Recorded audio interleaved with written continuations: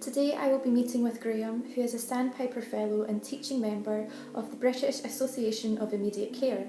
Today we will be talking about the importance of technology in a medical environment.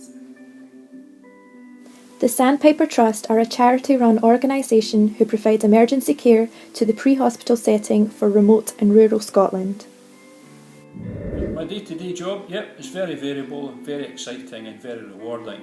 Every day is slightly different. Today, for example, I spent most of the afternoon doing tele-education to a remote rural part of Scotland. Do you think that technology has benefited your specific field of work, and if so, how?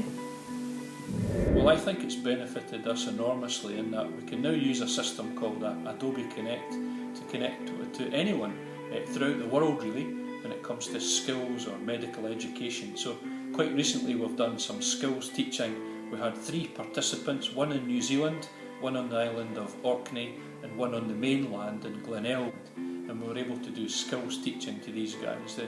The way we do it is they get sent a pod of equipment, and I have exactly the same equipment back at base headquarters in Perthshire, and through the internet we can show them a skill and then get them to repeat the skill until they gain competence. So yes, I think technology has benefited from an educational point of view our life enormously.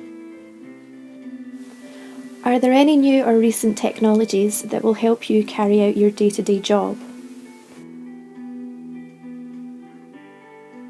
One of the most recent and exciting developments within Basics has been the development of an app to be used by members of our responder teams out in remote rural areas of Scotland to have at hand information such as paediatric drug dosages and algorithms or treatment plans to enable them to respond to emergencies and give the correct treatment at the correct time. It also allows them to feed back information to the Scottish Ambulance Service and also feedback to our organisation at Basics Scotland to be able to gather information on the type of activity the remote and rural GPs, nurses and paramedics are getting up to.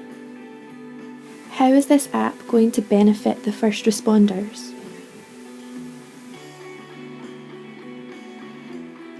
How's the app going to benefit people? Well, I think generally it's going to be a great tool for folk who perhaps at the roadside where they're dealing with a medical emergency or a trauma type emergency have an immediate way of looking up information that's important.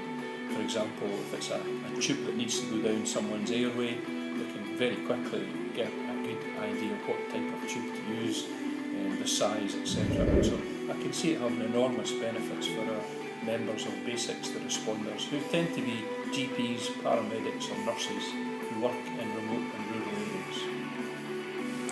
The new app will be used to help the responders save all kinds of lives.